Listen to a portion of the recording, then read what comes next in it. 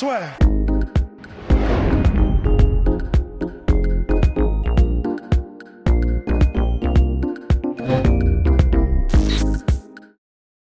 Dans le podcast La Sueur, bonjour mon cher Rust.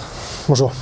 Alors on va parler de Mike Perry, parce que oui, pas de preview de Dustin Poirier contre Dan Hooker. On adore son nom de famille.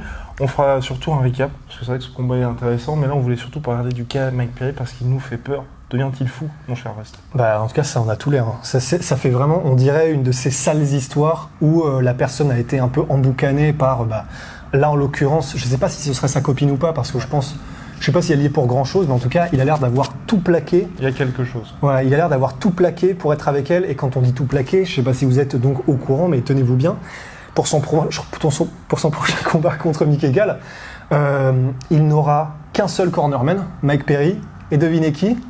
C'est sa copine.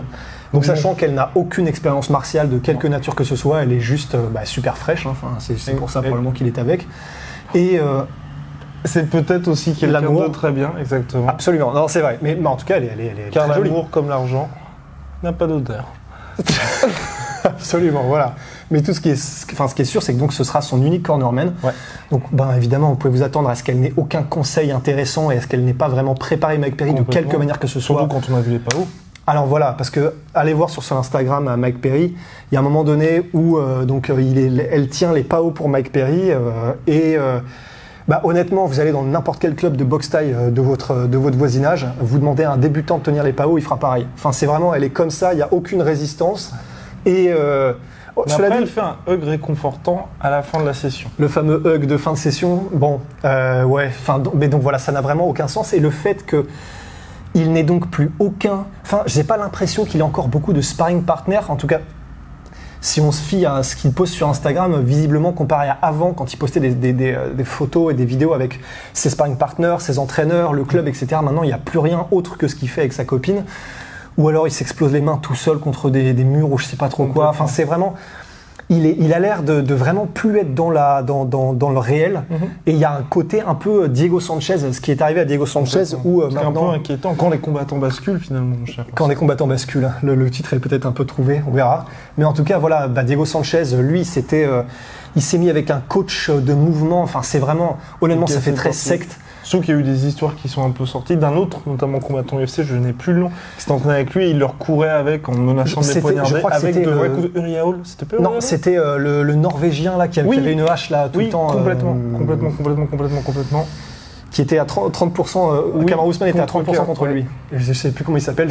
Emile Mick, c'est ça. Voilà. Donc Emile Mick avait été voir Diego Sanchez dans le club de ce gars-là, je ne sais même plus comment il s'appelle, qui avait fait toute une interview avec Luke Thomas pour s'expliquer, mais clairement, lui c'est pareil, ça a l'air d'être vraiment un personnage de film, un mec qui est totalement pris dans son propre truc. Après, ça peut être quelque chose qui est intéressant en complément, comme Conor McGregor l'avait fait avec Ido Portal. Mais on ne peut pas avoir pour seul cornerman quelqu'un qui n'a pas d'expérience en MMA et qui devient aussi votre head coach. Vous avez pu le voir lors des derniers combats de Diego Sanchez, c'est hyper inquiétant. Diego Sanchez c'est un vétéran du sport, il a déjà tout essayé, il était avec Jackson pendant très longtemps, aujourd'hui il n'a plus rien à prouver, il combat entre guillemets plus pour le plaisir, un peu comme BJ Penn à la fin. Non mais dans le sens où Mike Perry, c'est quand même triste de voir quelqu'un de son âge dans cette situation-là, parce que je pense vraiment qu'il a pas encore tout donné. Il a 28 ans, il n'a pas encore vraiment atteint, je pense, son pic. Honnêtement, quand il était chez Greg Jackson et qu'il a combattu, comment s'appelle-t-il ? Cowboy, et même avant, il avait gagné une split décision contre le commentateur, contre Paul Felder. Et là, honnêtement, il avait montré des bons signes de progrès. Il y avait une construction, en fait. Il y avait une construction de quelque chose.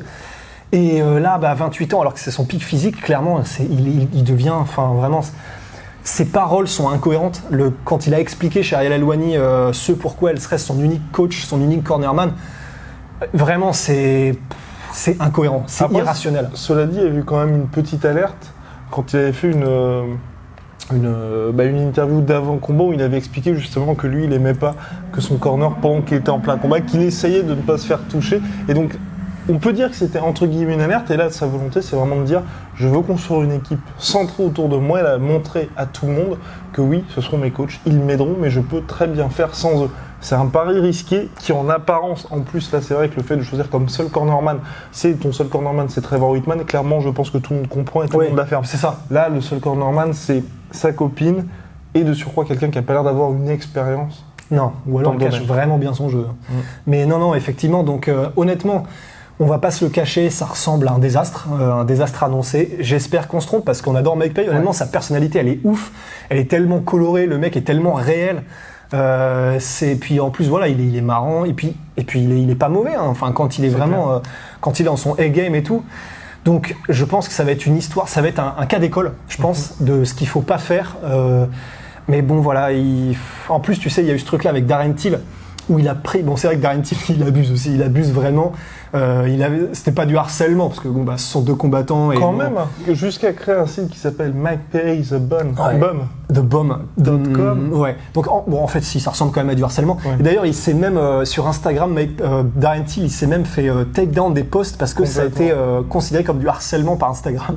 Et c'est vrai qu'il y a été un peu fort. Honnêtement, c'est le problème avec Darren Till, c'est que il va te tester, et si soit t'es comme Robert Whittaker, ça te fait marrer, et tu te marres et tu réponds et ça devient un truc un peu rigolo, tu te montres que t'as de la répartie et tout, soit t'es Mike Perry, t'es le mec premier degré, 0 à 100 en 1 seconde 5, Lamborghini, et tu le prends très très mal, et en gros dans sa tirade un peu irrationnelle et incohérente avec Ariel Helwani, Mike Perry disait si je le crois, je le démonte dans la rue, pas dans la rue, je vais en prison, je m'en bats les couilles. Enfin, c'était pas avec Ariel Helwani, c'était dans un autre podcast. Ok, je confonds.